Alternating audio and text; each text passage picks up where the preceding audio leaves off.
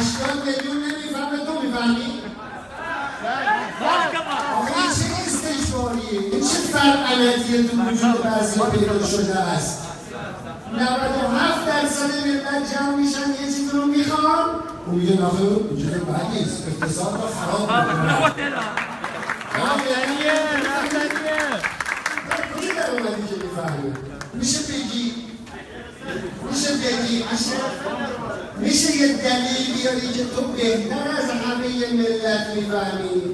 بالاخره همه تو جمع شدی، بسیج شدی، هجوم کردید یک طرفه که به ملت بگید آقا این کار بده، انجام نده.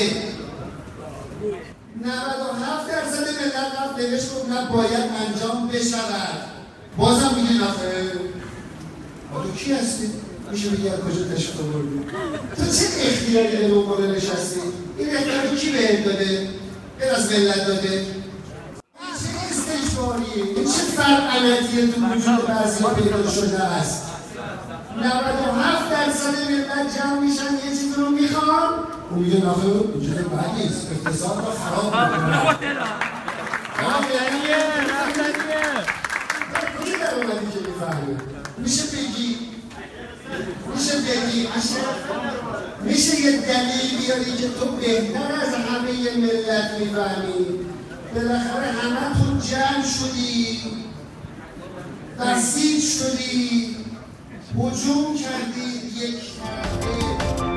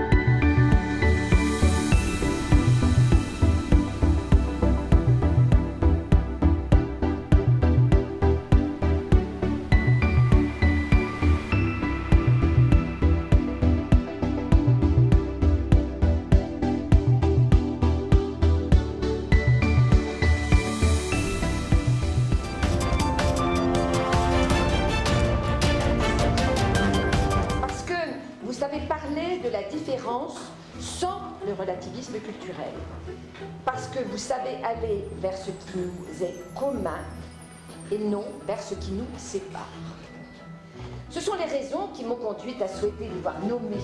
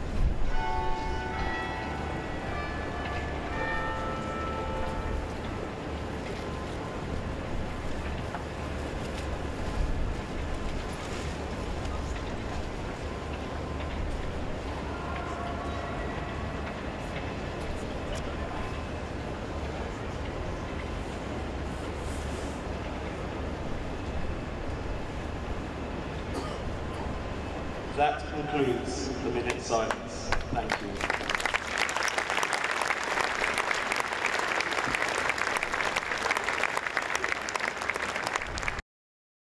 At that point, you saw a man run through the gates towards a police officer and start to attack him. And you saw sort of stabbing motions. It wasn't clear from where I was whether he had a knife or not, but you certainly saw his arms thrashing around and the police officer fall to the floor. You then saw the man run forward further into the parliamentary estate, still outside, but towards... Radicalisation, clearly that's the main line of our investigation, is what led him to be radicalised. Was it through influencers in our community, influencers from overseas, or through online propaganda? Our investigations and our arrests will help in that, but the public appeal will make a big difference if people come forward with more information. A last question. Why did Mr. Craig Mackey leave the scene? Why didn't he stay to help the ECP partner? It's frustrating when we're wrestling with an issue like this, and the acting commissioner is doing an excellent job, that we get nonsense from armchair critics. Can we focus, please, on the investigation and the public appeal? Thank you. One more question. Thank you very much.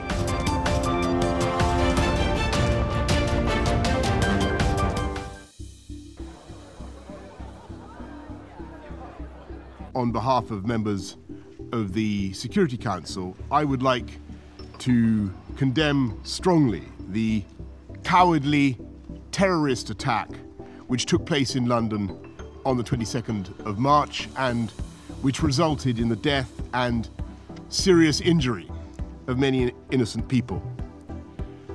I would also like to express my sincere condolences to the families of the victims.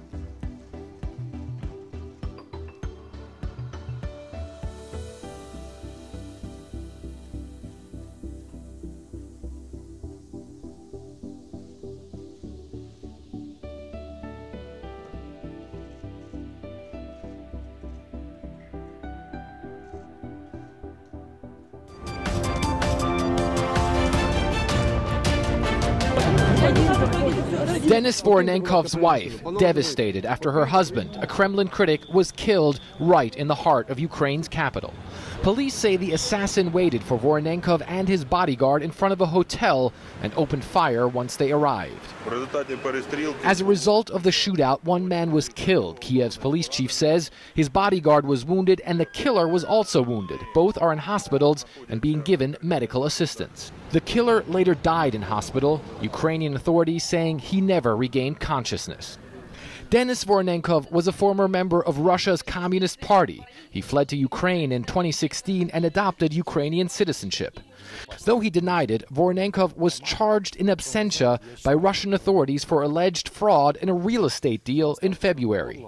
Highly critical of Vladimir Putin and Russia's annexation of Crimea, Voronenkov vowed never to be silenced. Ukraine's President Petro Poroshenko quickly pointing the finger at the Kremlin, saying on his official website, "The insidious murder of Denis Voronenkov in the city center of Kiev is an act of state terrorism by Russia, which he had to flee for political reasons." Denis Voronenkov is not the first Kremlin critic mysteriously killed. In 2015, opposition leader Boris Nemtsov was gunned down in central Moscow. Or the former Russian agent Alexander Litvinenko, who British authorities believe was poisoned with a radioactive substance in 2006, London pointing the finger at Moscow as well. For its part, Russia points to recent political murders in Ukraine and calls the allegations against Moscow absurd. It seems like Ukraine will make everything so that no one will ever know the truth about what really happened today on March 23rd in Kiev, the spokeswoman for Russia's foreign ministry said. Ukrainian authorities have launched a full-scale investigation into the murder of Denis Voronenkov, another Kremlin critic dead, leaving behind a grieving wife expecting their second child. Fred Plekin, CNN, Moscow.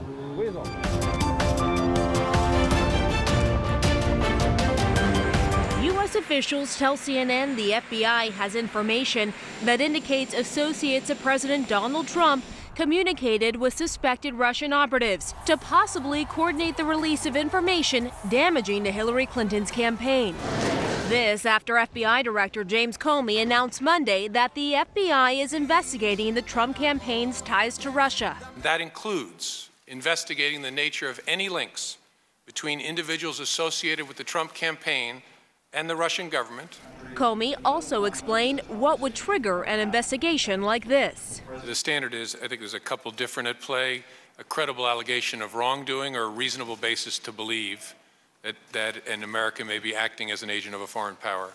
The FBI is now reviewing information which includes human intelligence, travel, business, and phone records, and accounts of in-person meetings. This information is raising the suspicions of FBI counterintelligence investigators that the coordination may have taken place, though officials cautioned that the information is not conclusive and that the investigation is ongoing. Good evening. House Intelligence Committee Democrats say there is strong evidence out there. You said that there's more than just circumstantial evidence of collusion. What did you mean by that? I don't feel comfortable talking about the particular evidence, either that the FBI is looking at or that we're looking at. But I do think that it's appropriate to say it's the kind of evidence that you would submit to a grand jury at the beginning of an investigation. One law enforcement official said the information in hand suggests, quote, people connected to the campaign were in contact, and it appeared they were giving the thumbs up to release information when it was ready. But other U.S. officials who spoke to CNN say it's premature to draw that inference. The FBI cannot yet prove that collusion took place. Senator John McCain says he hasn't yet seen evidence, but the investigation should proceed. I've seen no substantiation, but it continues on and on and on. That's the reason why we need a select committee to clear this whole issue up. The FBI has already been investigating 4 former Trump campaign associates, Michael Flynn, Paul Manafort, Roger Stone, and Carter Page, for contacts with Russians known to U.S. intelligence. All 4 have denied improper contacts. Today, the White House reacted to the possible collusion. Press Secretary Sean Spicer telling CNN's Sarah Murray. When you use a term like associates, you don't even put a time frame around it. It's a little bit nebulous at best to suggest that somebody over and over again making a claim the way you do and the narrative continues without any substantiation. The yeas are 52, the nays are 46. The nomination is confirmed.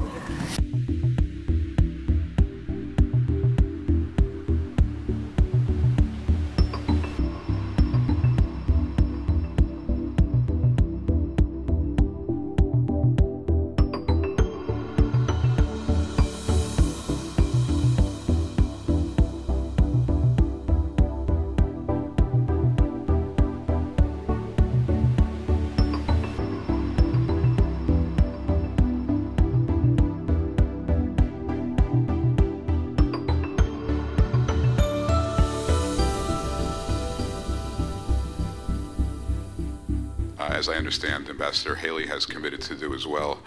I look at the example of SodaStream. I don't know if you're familiar with that company, but SodaStream was an extraordinarily successful company that employed hundreds of Palestinians and hundreds of Israelis and paid them all the same wages and gave them the same benefits.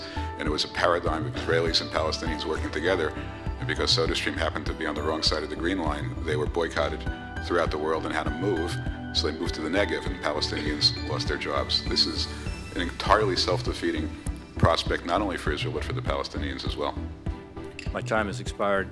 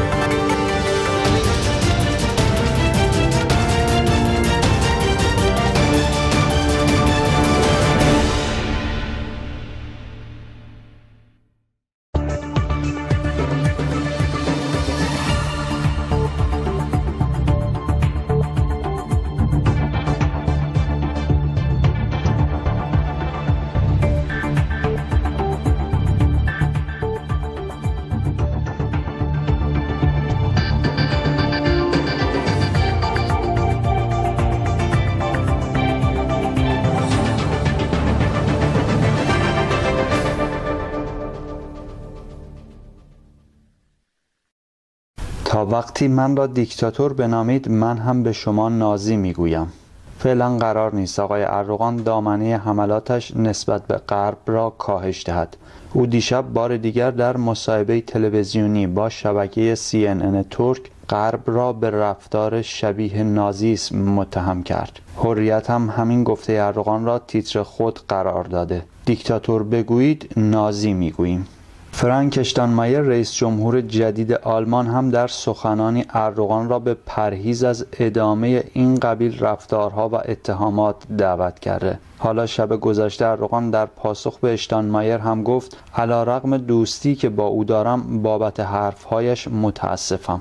از اردوغان پرسیده شد آیا در حال حاضر برنامه‌ای برای سفر به آلمان دارید؟ او جواب داد خیر، فعلا برنامه‌ای برای سفر به آلمان ندارم، اما بعد از 16 آپریل ممکن است به آلمان سفر کنم. او البته بلافاصله گفت شما بعد از 16 آپریل ممکن است با سورپرایزهای زیادی مواجه شوید. روزنامه ملیت هم از قول اردوغان می نویسد رفراندوم را با 60% رأی آری مزین می کنیم. سبا هم به همین نکته اشاره می کند و به نقل از اردوغان می نویسد بعد از 16 آپریل برای اروپا سورپرایز داریم. البته سخنان اردوغان تنها مخاطبش اروپا نبود. اخیراً امریکا محدودیت‌هایی را در زمینه همراه داشتن لوازم الکترونیک در پروازهای ترکیش ایرلاین وضع کرده که با واکنش ترکیه مواجه شده. آقای اردوغان دیشب گفت امنیت مهم است اما نباید در آن اغراق کرد. و اما روسیه هم خطاب اردوغان در مصاحبه شب گذشته بود و آن از بابت همکاری روس‌ها و امریکایی‌ها با نیروهای کرد یپگ است. اردوغان میگوید این برای ما غیر قابل قبول و ناراحت کننده است. او گفت برای ترکیه امنیت شمال سوریه مهم است. خبر ترک هم می نویسد روس‌ها و امریکایی‌ها با یپگ همکاری می کنند. اما در سوی دیگر در روزهای گذشته تصاویری از سربازان روسی در کنار نیروهای کرد یپگ منتشر شده که موجب نگرانی ترک‌ها شده. شاید آنها از این رفتار روس‌ها شوکه شدند و انتظار نداشتند در حالی که روابط دو کشور با سرعت در حال احیا شدن است این گونه روس‌ها با یپگ عکس یادگاری بگیرند. البته شاید برای ترک‌ها این رفتار روس‌ها تازگی داشته باشد. با این حال وزارت خارجه ترکیه کاردار روس در آنکارا را احضار کرده. حسین مفتی اغلو سخنگوی وزارت خارجه ترکیه خطاب به سرگئی پانوف کاردار روس میگوید موضع ما در قبال یپگ مشخص است و این رفتار شما موجب ناراحتی شدید ما شده.